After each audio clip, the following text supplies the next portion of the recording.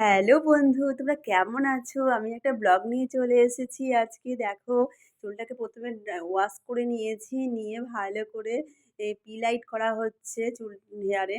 পি-লাইটটা করে তারপরে ওর খুব ইচ্ছা আছে যে ভেতরে প্রচুর গ্রে হেয়ার হয়ে গেছে। সেগুলোকে ঢাকার জন্যে বলছে না কাকিমা আমাকে চুলটা ভালো করে পুরো কালার করে দেবে, পুরো ব্রাউন কালার করে দেবে, ডিপ ব্রাউন যাতে আমার গ্রে হেয়ারগুলো ঢাকা পড়ে যায়। তার জন্য আমি পি-লাইট করে রেখে দিয়েছি। দেখো পি-লাইটটা অনেকটা হয়ে গেছে। পি-লাইট করা হয়ে গেছে, ওয়াশ করাও হয়ে গেছে।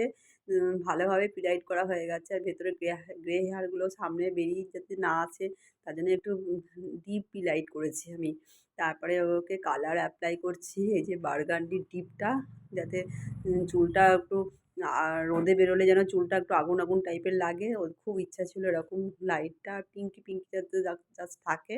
ভালো করে ওয়াশ করে নিলাম। ওয়াশ করে নেওয়ার পরে দেখো হেয়ারটা কেমন লাগছে। তোমরা কিন্তু অবশ্যই কমেন্ট করবে, জানাবে। হেয়ারটা পুরো লুকটাই চেঞ্জ হয়ে গেছে। ও বলছে, "আমার মুখটা দেখাবে না কাকিমা। তুমি নরমালিভাবে আমাকে পেছনটায় পুরো ছবি তোলো।" আর এইটা তো পার্লারে আলোতে ছবি। ও আবার বাইরে গিয়ে আমাকে বলল যে, "বাইরে গিয়েও আমার একটা ছবিটা তুলে মোবাইলে দেখাও আমাকে।" আমি আবার বাইরে একটু দরজাটাকে খুলে দিয়েছিলাম। দিয়ে আবার বাইরে থেকেই আবার দেখাচ্ছিলাম ভিডিওটা।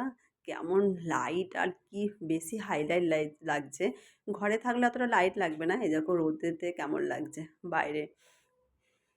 ভিডিওটা কেমন হয়েছে অবশ্যই জানাবে। কারোর যদি কালারফুল চুল ভালো লাগে অবশ্যই তোমার কাছে আসবে।